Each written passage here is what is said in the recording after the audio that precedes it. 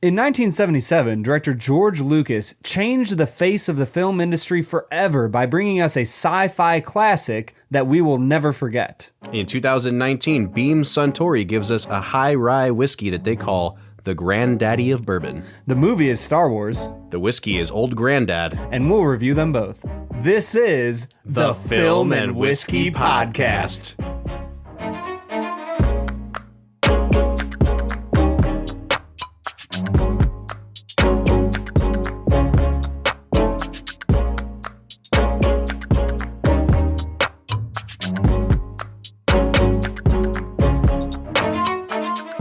Welcome to the Film and Whiskey Podcast, where each week we review a classic movie and a glass of whiskey. I'm Bob Book. I'm Brad G. This week we are looking at the 1977 film, Star Wars. We are not looking at Episode 4, A New Hope. Forget that, George Lucas. Your movie was called Star Wars. And it's still called Star Wars. We're talking about it's called Star Wars. You sound like Family Guy Peter. The Star Wars. It's called Star Wars. I'm John Wayne. Well, hey there, Pilgrim. So what were you going to say? This is my wheelhouse. We've watched a lot of movies. I've seen probably 15 to 20% of them before I watch them for the podcast. Mm-hmm. We're in my country now. We are. Bubba. We're talking about Star Wars, and I'll out myself here. I did not grow up in a house where Star Wars was like a big thing.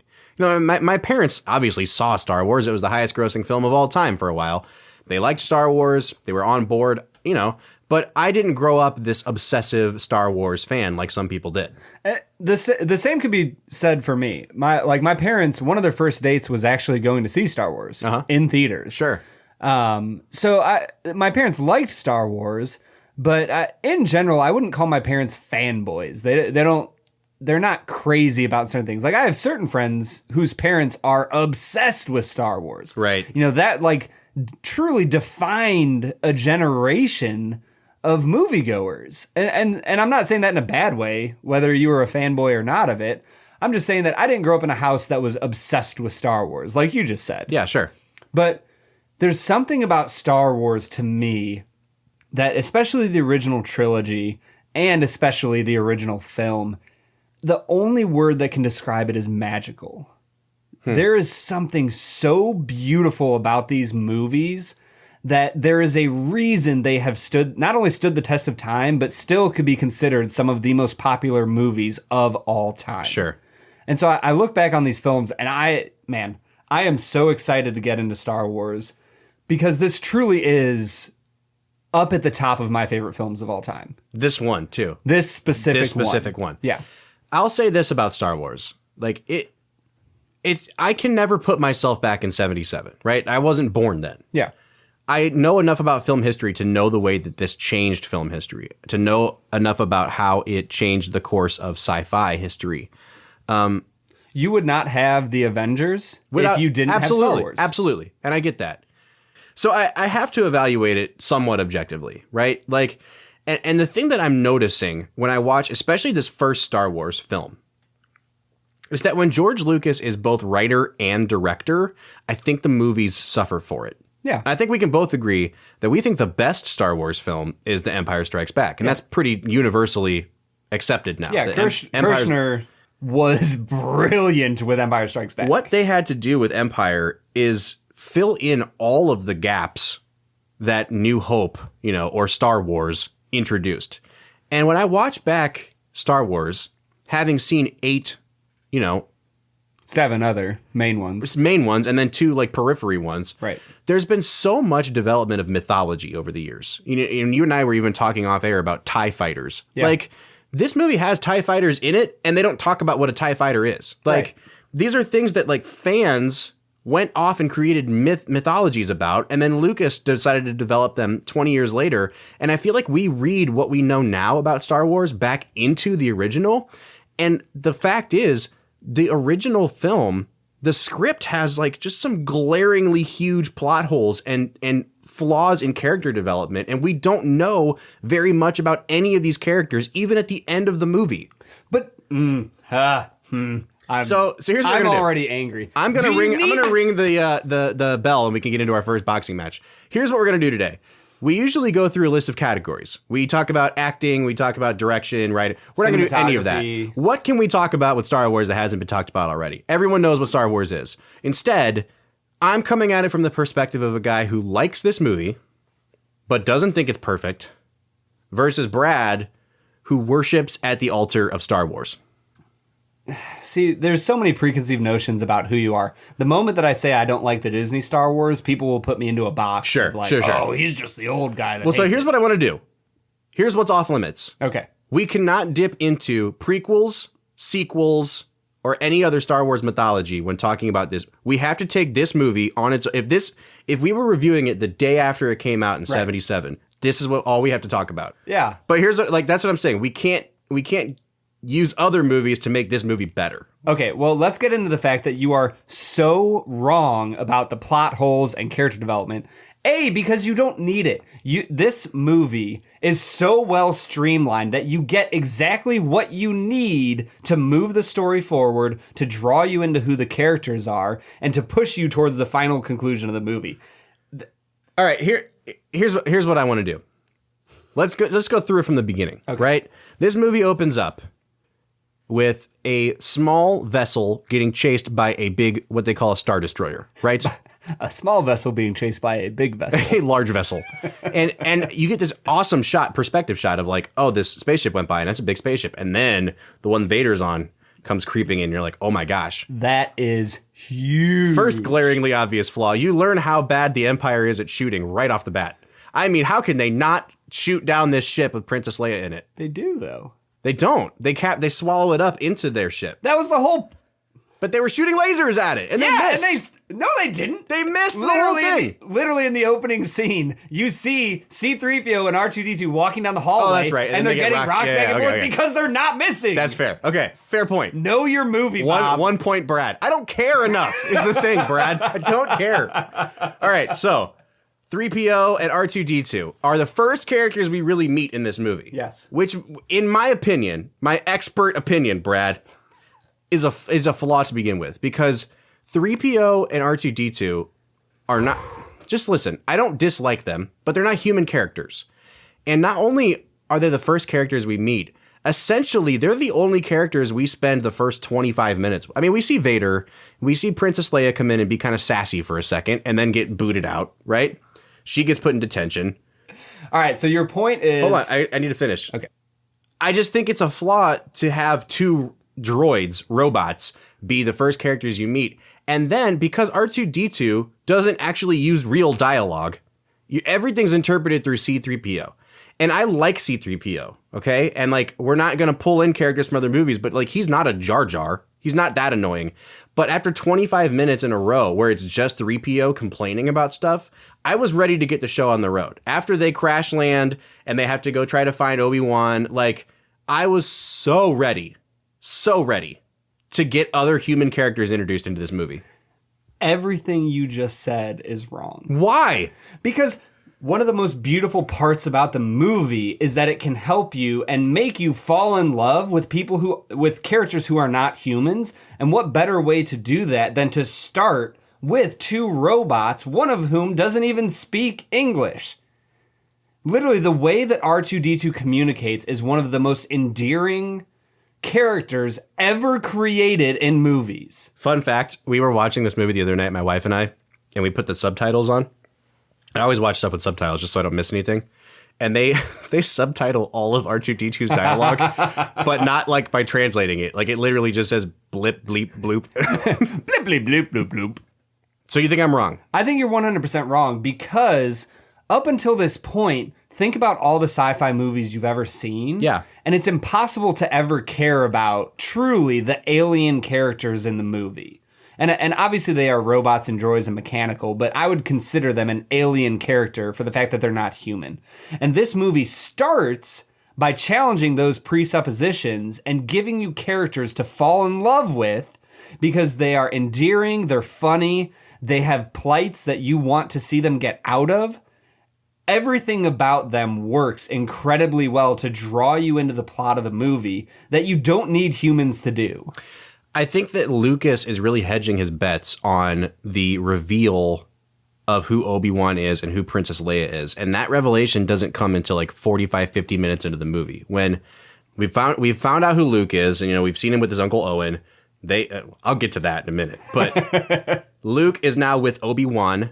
Obi-Wan Kenobi is, Princess Leia records this distress signal into R2-D2, says they have to go find Obi-Wan. They finally find him. We don't know anything about Obi-Wan. Right? We don't know anything. We don't even really know anything about Vader. We know Vader's a bad guy because he's dressed in black and he has a funny voice, right? Yeah. Princess Leia, we kind of know who she is because they call her a princess and she starts talking about the Senate, but we don't know anything. We don't have enough information to go on for 45 whole minutes. And I feel like as soon as that info comes out and the real story emerges, and, Luke tries to go back to his Uncle Owen and we find out what happened to him, as soon as they get off that rock and they start heading for space and they go to Mos Eisley, the movie starts. And once it takes off, it's a good movie. But it takes so freaking long for this movie to get going, Brad. If you haven't drank water for, 24 hours, are you going to be desperate for more? Yes. What are you trying... What are you saying? You don't need an overload of information to like a movie. The entire purpose of not having a ton of information at the start is so that as every little detail comes out, you're grabbing onto it and you're trying to put this puzzle together of what's going on. By not giving you all of the information and laying it out to you as if we're children who need it laid out, Don't be that guy. It offers Don't you be that guy. It offers you the opportunity to build the picture on your own, and it makes you grab onto every layer of information that you get. Yes, I understand that, Brad. But what I'm saying is... But you literally just said you don't like that. I don't like it. Why not? Because it takes too long. I'm not saying that I needed Lucas to dump the whole story in the first scene. What I'm saying is... he could have trimmed that 45 minutes, and especially the 25 minutes of them wandering around the desert together. If you had taken 5-10 minutes out of that whole thing and even gotten me to Luke quicker, because we find this farm boy, essentially, Luke, living with his Uncle Owen and his aunt... Beru. Thank you. Once we get to Luke, we know who our hero is going to be. He's this boyish, he's a kid with ambition, but he wants to get off this rock. Charm. Absolutely. Yeah. Get me to Luke 10 minutes quicker, and it's a better movie. I don't think it takes that long to get to Luke. I'm telling you, man, it's at least 25 minutes into the movie. And that's not that long of a time. I don't know. With no human character to latch myself onto, and no character who's giving me information about why I should care, it's hard to buy in at the beginning for me. Oh, man. For me, Leia does that at the start. But you don't know who she is. You don't need to know who she is. How do we know that? How do we know that she's even the good guy? How do we know that we're supposed to be rooting for her? Oh, you very obviously. Well, they tell you because she's wearing white and he's wearing black, right? He's the bad guy. Yeah. But why should I care? Because she is a princess who is in plight. You just like her because she's pretty, and you know it. And that's the thing about Leia is that especially in the time that the 1970s and 60s and leading up to that era was, she is a fighter princess. Oh, I love. She's a warrior. We will get into this. Leia gets the short shrift in this movie. Yeah, they need to have more Leia, and they underdevelop her character, and it bothers me. She's so much better in Empire. We're not even going to talk about because we're saying no sequels. But what I'm saying is this movie takes so long to get going, Brad, that when we finally get introduced to the main characters of the movie, aside from Luke and Obi-Wan, when Leia finally comes into the picture, the movie's like 2/3 of the way done, and there's never a break in the action after Leia comes in, which is good from a storytelling standpoint, but it leaves Leia never getting developed. You never really learn anything about Leia in this movie. You don't. I mean, she's been taken prisoner. But you know enough to care about her. I'm not saying I don't care. I loved Leia. Yeah. What I'm saying is she needed more development.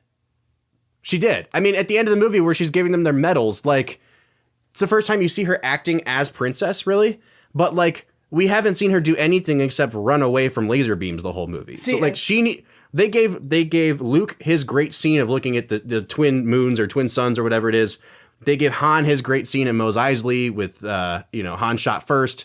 All of these characters are set up except Leia. And that bothers me because Leia might be the best character in the whole thing. I don't know if I agree with that at all. I think you get the information you need to understand why she does the things that she does. But they don't take a break from the action to develop. What I'm saying is You remember like when Luke and Han and they all break onto the Death Star for the first time, and they're kind of like sitting around the control room, and Han has his thing about like, well, I'm not sticking my neck out for anybody kind of a thing. It's a break from the action where Han gets dialogue that tells you who Han is. Leia doesn't get that. Like, Leia serves the plot and she's not a fully fleshed out human being. You know I'm right on this. Give me 1 point. Come on. I will concede 0 points. The plans you refer to will soon be back in our hands. Any attack made by the rebels against this station would be a useless gesture, no matter what technical data they've obtained. This station is now the ultimate power in the universe. I suggest we use it. Don't be too proud of this technological terror you've constructed. The ability to destroy a planet is insignificant next to the power of the Force. Don't try to frighten us with your sorcerer's ways, Lord Vader. Your sad devotion to that ancient religion has not helped you conjure up the stolen data tapes, or given you clairvoyance enough to find the rebels' hidden fort.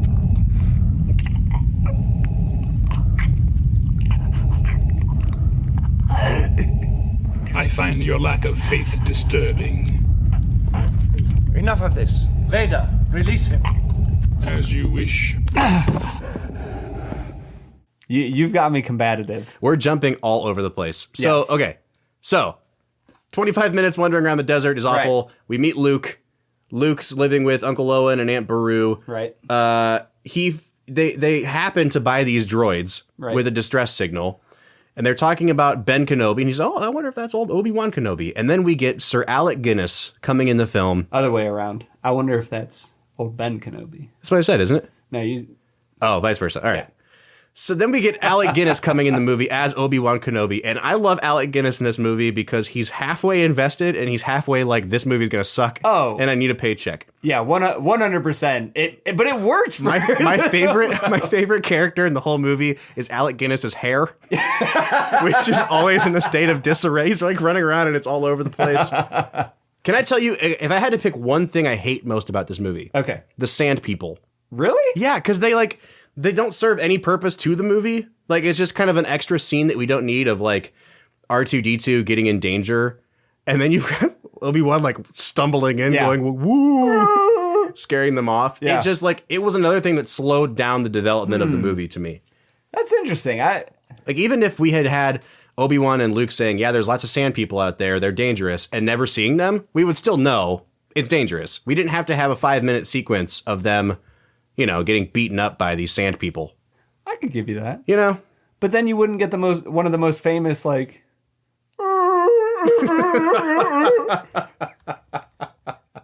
It's so bad. Without that, you don't have a movie. The first 25 minutes of this movie, this is the note I took. The first 25 minutes are laughably bad. That's what I wrote. Oh. And again, the rest of the movie is very good. But it's like, it gets off to a rocky start. Now, here's a question for you. Yeah. And this is a genuine question. Would you include the opening crawl and musical theme in that first 25 minutes? Well, I mean, they're actually in the first 25 minutes, so sure. But that's what I'm saying. Because to me, that is one of the best opening scenes of any movie. You talked about how George Lucas doesn't want to treat us like children, but the opening crawl of that movie is literally like a children's book. It sets the stage. It sets the stage, but it sets the stage in like a really like pandering, the evil galactic empire led by the evil Darth Vader goes and is trying to get the plans from the good Princess Leia. It's so bad. The opening crawl is bad. John Williams can never be bad. Okay. I will never say the theme music is bad. If you said a bad word about John Williams, absolutely the not. podcast would be over. Period. I would quit, walk out. John Williams is a true gem. He's a national treasure. He is what Nicolas Cage was hunting for. Yeah. So, yeah, I would say the first 25 minutes are brilliant. Super bad. And I want to hear your rebuttal. I've already said my rebuttal. Oh, cool. The first 25 minutes are essential to the movie because it sets up what they're fighting against. The power of the Empire with the overwhelming, the ship as it comes. You think the first ship is really big and then you see the other one. You see the overwhelming power of Darth Vader in his tenacity and the way that he will do whatever it takes to get what he wants. You see the innovation of the droids and how they are going to go about succeeding in their plans no matter what. You meet Luke, and you're talking about before you meet Luke, or up to the point where they meet Obi-Wan? Up to the point, yeah. Up to the point where they introduce Luke, pretty much. Okay. I would even include that first scene with like Uncle Owen, where they're eating lunch and drinking milk and stuff. That part's kind of awkward. It is. It's kind of like, all right, we got They're bad actors. blue milk now. Uncle Owen's bad. Yeah, I wouldn't disagree with you there. And Aunt Beru, where she's like awkwardly smiling when they're talking about how like he's just like his dad. Yeah. No. Yeah. Yeah. And here's the thing. If you haven't picked up on it already, I'm a Star Wars fanboy. I absolutely love the Star Wars universe. And that doesn't mean that I don't recognize that there's certain parts of the movie that aren't great. Right. Aunt Beru and Uncle Owen, I think they're important to the movie, but it wasn't great acting. Yeah. And probably not even great writing. But they're still important and a part of the movie lore and history, and I love them for that. Okay, so moving on in the plot of this movie. Okay. Obi-Wan comes in and does his old guy thing. Yeah. They find out that the kite dragon and all that. They find out that Princess Leia is in distress on the Death Star. Obi-Wan Kenobi. You're my only hope. They have to go rescue her. Right. And Luke Skywalker is like, "Hey, I'm ready to get off this planet. Let me come with you." Obi-Wan says, "No, go home and be a farm boy." And then he realizes, oh no, Darth Vader's henchmen, the stormtroopers, are going to be looking for these droids that I bought. I should get home and protect my family. And then he gets home, and his family is just straight dead. Yeah. Which is emotionally affecting, except for the fact that, like, I was kind of surprised at how ruthless George Lucas.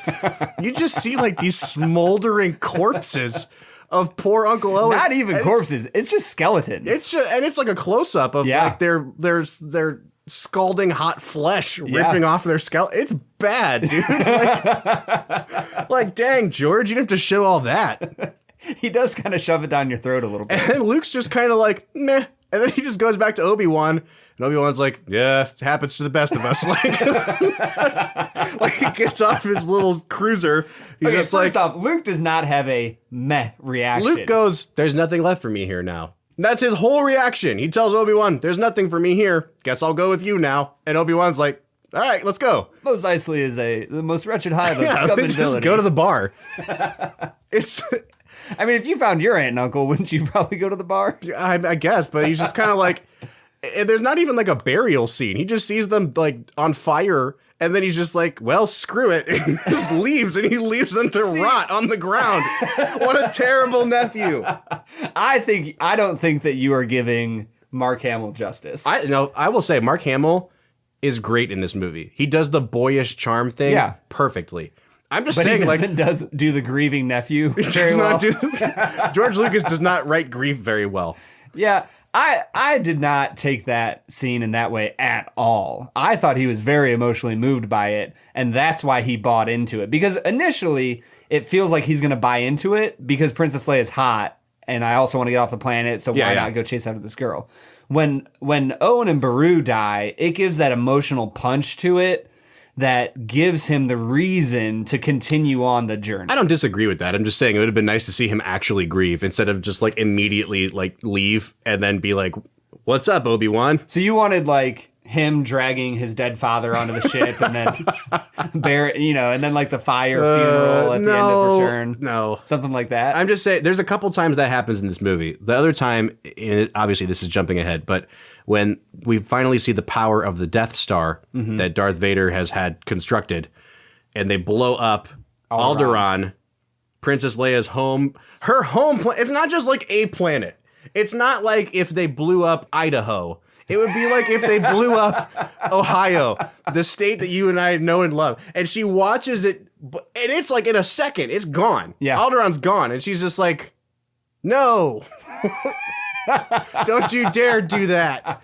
Everyone you ever knew and loved is dead. And she doesn't even cry. She doesn't grieve in any way. They just cut away from it and go to the next scene. We just watched billions get massacred. They don't pause for a second.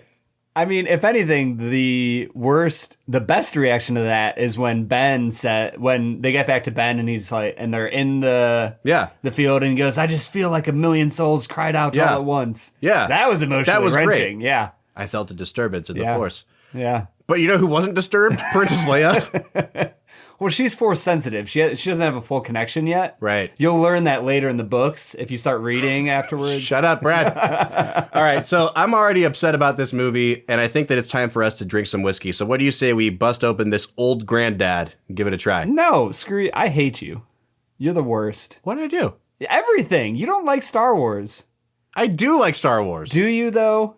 Let's find out.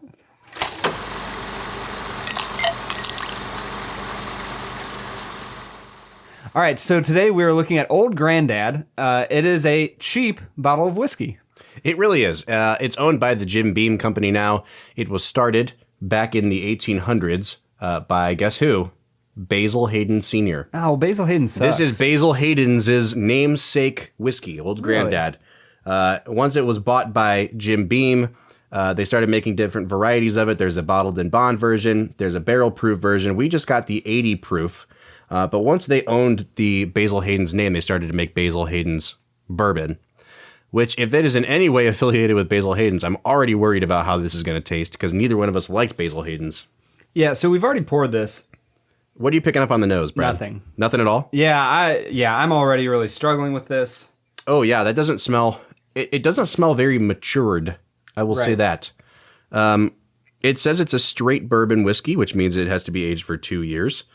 It just kind of smells like alcohol and some wood, and that's about it. Yeah, I'm really struggling to pick up any major flavors from like a flavor wheel on here. I mean, you can tell that it's a bourbon. It has a little bit of sweetness, but not anything particular that I'm picking up. Mm-hmm. So, what would you give it on the nose? Pretty low on the nose, Brad. I mean, maybe a 4. Okay, A 3 or a 4. I gave it a 3. It does not smell good. Yeah. Yeah, and once again, if you like the smell of whiskey, it's not going to kill you or anything, but it doesn't smell great. Let's take a sip. Ugh. It's bitter. It's not sweet. Oh, that's bad, bro. I can't place it when I'm taking a sip of it and it's about to my mouth and I breathe in those fumes. There's something there. It's like a piney, almost like a pine tar type. I'm going to use the word sour. It kind of leaves a sour taste in my mouth. It says it's a high rye mash bill, meaning that the second, to be bourbon, it has to be 51% corn, but the second most used grain would be rye. I suppose that some of what we're smelling and some of that sort of more bitter, spicy taste would be the rye in it. But we've had ryes before on the podcast. That we enjoyed. Yeah. And this does not fit the bill on that. On the taste, it is not sweet. I will say that it's pretty consistent in its spice and its more bitter notes, but I don't enjoy that. At all. I would probably max out on the taste on this one at a 5. I'm going to give it a 1. Oh, it's that bad to you? This is not good. Wow. Bourbon. All right, on the finish, Brad, what do you get on the finish? Like I said, it kind of has a sour finish for me. Mm-hmm. This tastes sour to me on the finish. It's just bitter. There's just no sweetness to it. And it finishes the way you would expect something like that to finish. It's just hanging in my chest. Yeah. It's leaving an unpleasant taste in my mouth. I would give this a 2 on the finish. Yeah, I'm going to give it a 1. All right. The finish is just... Overall balance? Once again, it's not good all around, so is it balanced? Yeah, 10 out of 10. I'll go ahead and give it a 3 on balance. Yeah. It does what it does, but that's not a good thing, so I'm not going to give it a good score. I don't think anything stands out in a bad way between the nose, the taste, and the finish, so I think I'd give it like a 6 on the balance. Yeah. All right, so the last category for us then would be... Value. Yeah. So the thing for me is, I could see this being a decent mixer. And I believe this bottle for a 5th was like $12.99. Okay. So I would actually say, for what you are paying, Yeah. if you're looking for a mixer, with the qualifier, if you're looking for a mixer that's cheap, I would give it about a 7 on value. I mean, yeah, it's a high rye bourbon, so you could use it if you wanted to in place of a rye. I mean, you could make Manhattans with this. You could make whatever you wanted to with this, and it would just taste like alcohol and some sort of bitter concoction. Right.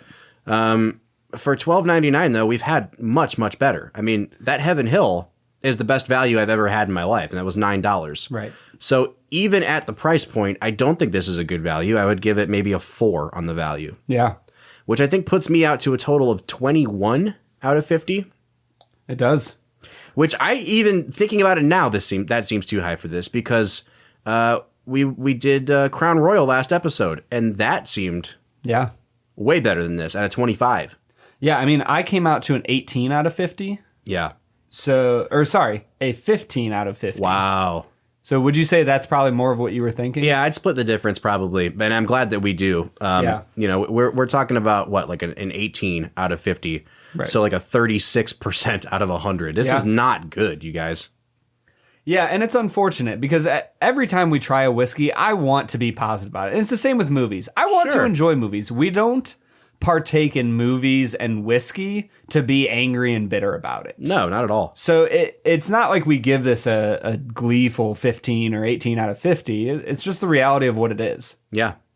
So that's been Old Granddad. Yeah. So now we can move from one of the worst bourbons of all time to one of the greatest movies of all time. A movie that we both enjoy, believe it or not. Do you though, Bob? I do. Let's get back into talking about Star Wars.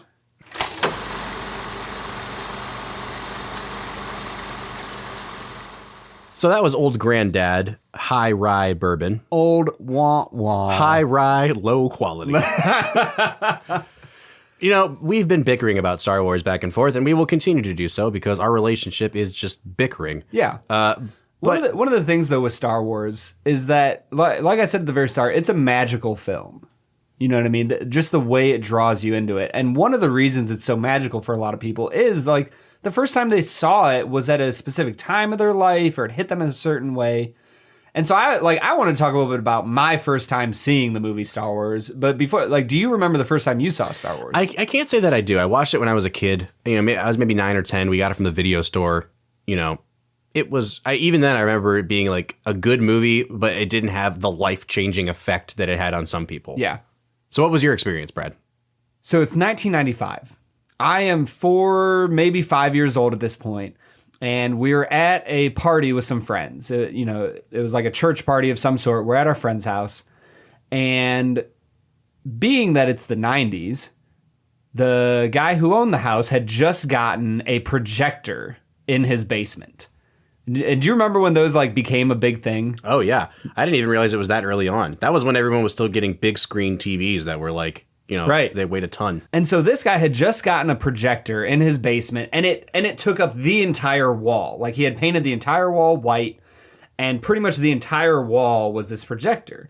And so he's obviously trying to show it off to his friends, and we all go into the basement. And sure enough, what do we watch other than Star Wars? And I still have this vivid memory of just being entranced by the music and the space battle.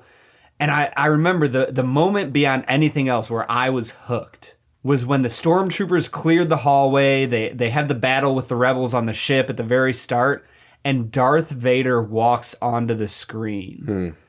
And I just about lost it. And I have been hooked to Star Wars ever since. There's something so intimidating and scary and powerful about the character of Darth Vader that he just drove that movie forward, and I have never looked back. I have been addicted to the Star Wars universe ever since. So I'll say a couple things, and I don't want to take away from your experience because I wish I had that experience with Star Wars. But going back and watching it again, too, we've already talked about this a little bit. I don't know how good of a director George Lucas is. I really liked American Graffiti, the movie he made before this. I think it's great. But even watching Darth Vader's entrance into the film, you can tell that it's going to be an important character in the movie. You know, I don't think anyone at the point that they're making it knew this was going to be an iconic character in film history, but even the way that they frame him is not done. Like, when you get into Empire and you see Irving Kershner directing a film, he portrays Darth Vader in such a more powerful, menacing way.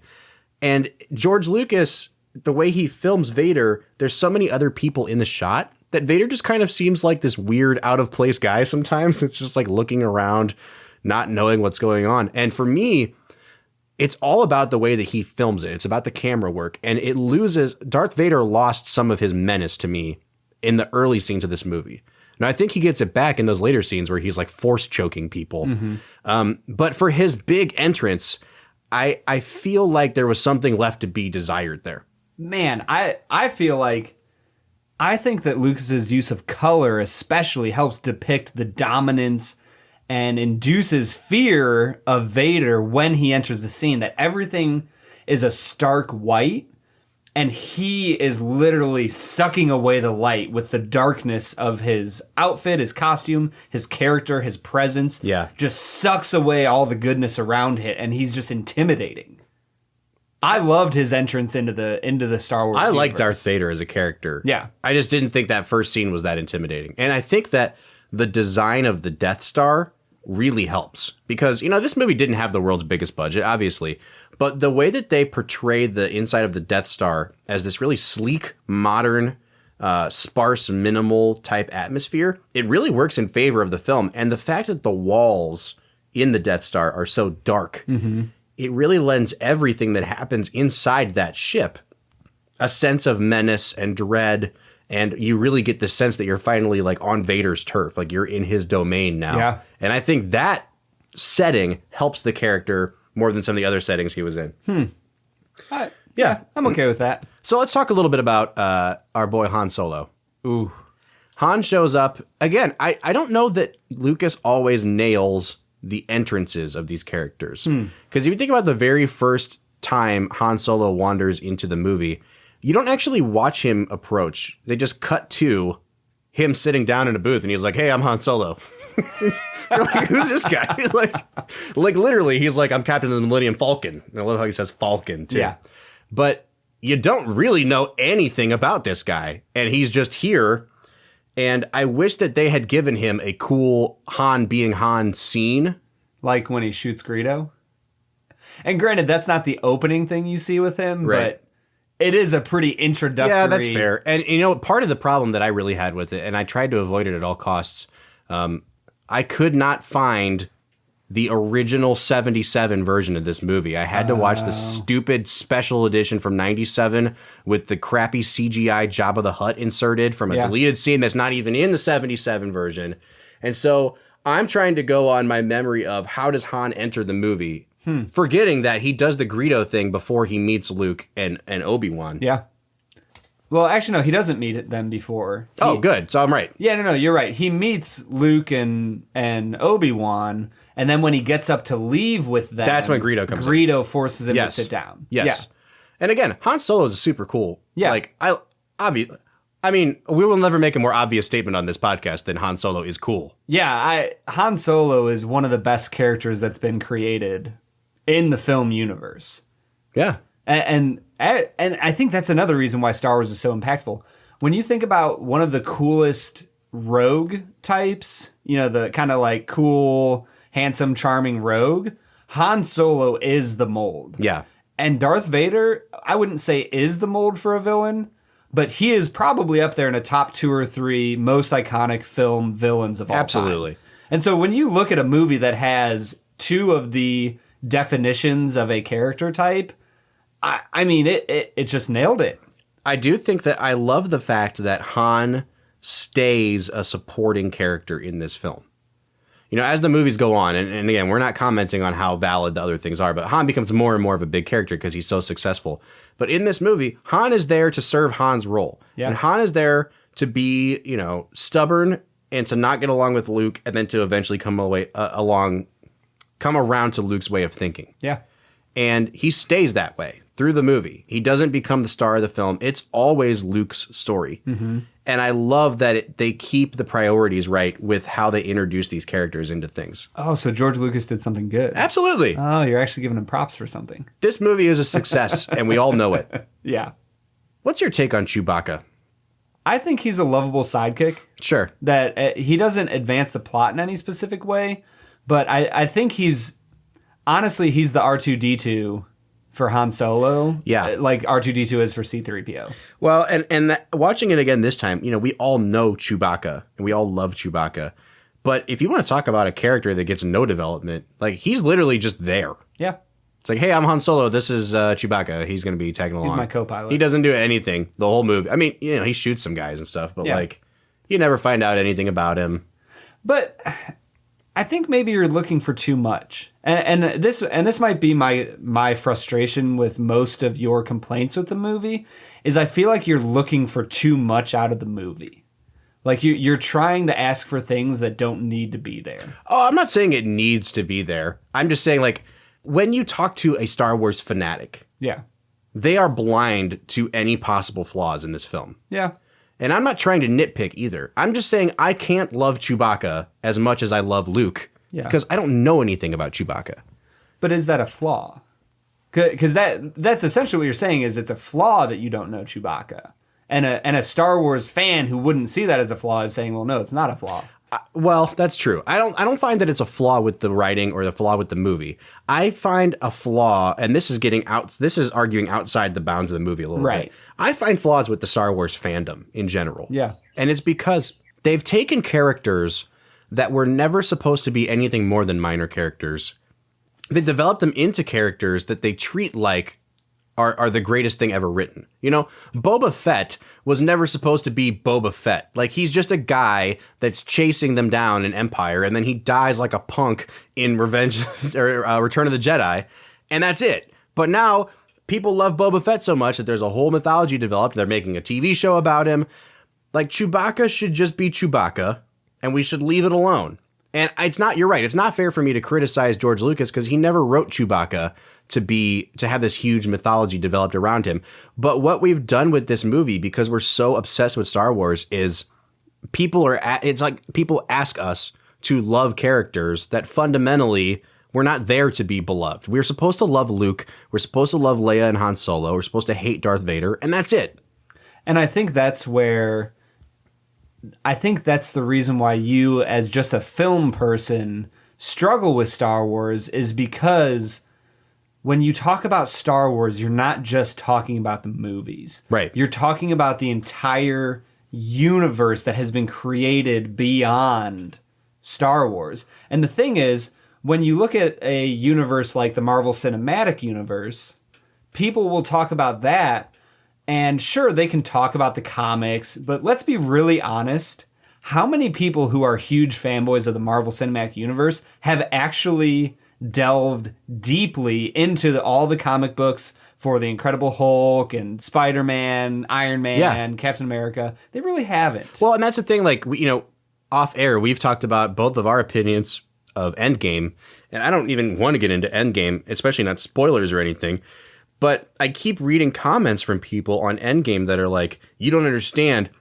My whole life has led up to this moment, and I've watched 22 movies and blah, blah, blah, blah. Yeah, but does that make it a good movie? Just because you liked these characters your whole life, you have to evaluate the movie on what the movie does. Yeah. And so the thing that I like about Star Wars more than the Marvel Cinematic Universe is that the Marvel Cinematic Universe is working from source material. Yeah. Whereas Star Wars is not. Right. And I think that is why Star Wars is so magical, is because it created a minimalistic universe from the film that fans were desperate to fill in the holes for. Right. And I think that's why Star Wars has had such an enduring quality, and I think it's why Disney is screwing up Star Wars, is because they're trying to turn it into the Marvel Cinematic Universe.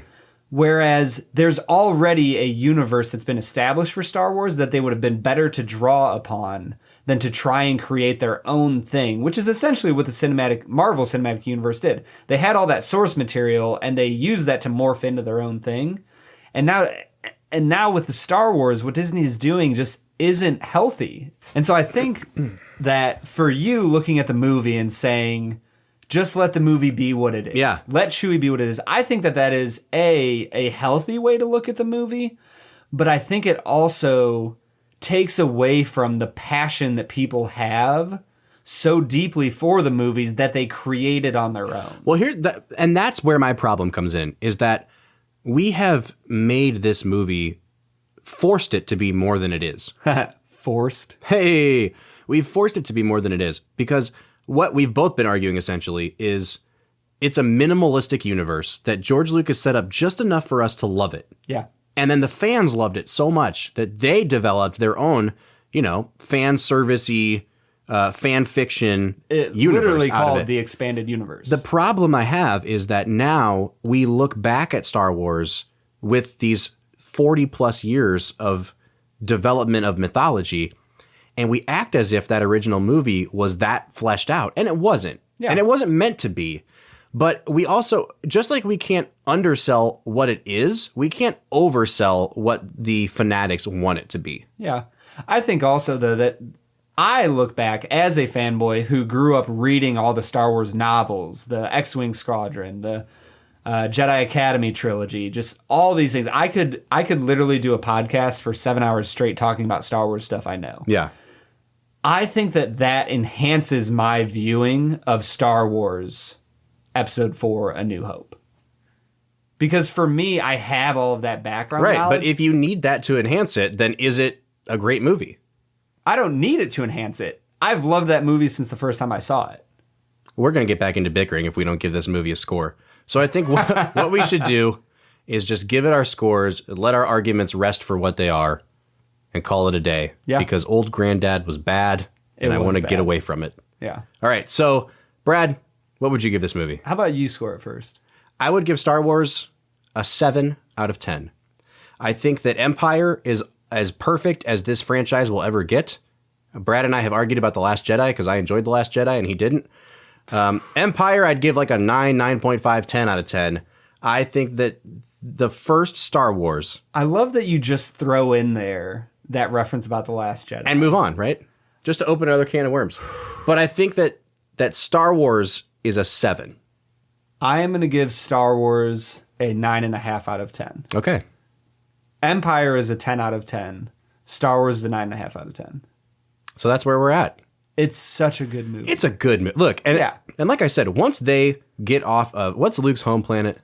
Tatooine. That's what I thought. Once they get off of Tatooine, like, the movie takes off from I there. mean, technically speaking, he was born on the asteroid Polis Massa. Okay. All right. So, The movie takes off from there, and I think it takes a while to get going. I think that Lucas learned how to develop these characters more as he went, but that there's still some holes in this movie. And I'm okay giving it a 7. That doesn't mean it's a bad movie. and I will say, full disclosure, I think that's a fair score. Yeah. I know that there's problems with this movie as a movie. I know that there are issues. But for me, the beauty and the magic of Star Wars overwhelms all those issues, and I would give it a 9.5 out of 10. But we want to know what you think. Am I crazy? Am I too much of a snob? Let us know on Twitter or on Instagram at Film Whiskey with an E. With an E. With an E. Or on Facebook, Film and Whiskey Podcast. Or you Give could us a call. Yeah, you could call our call-in line. Leave us a voicemail. Berate me, please. Please do. I desperately need somebody else to just rip into Bob about his take. Yes, thank you. What's the number, Brad? 216-800-5923. Once again, that's 216-800-5923. Please give us a call. We love hearing from you guys. And again, we are a newer podcast, so if this is something that you're enjoying, go over to iTunes, give us a 5-star review, make us more visible, share it with your family, share it with your friends. We have so enjoyed hanging out and talking about Star Wars. For the Film and Whiskey Podcast, I am Brad G. I'm Bob Book. We'll see you next time.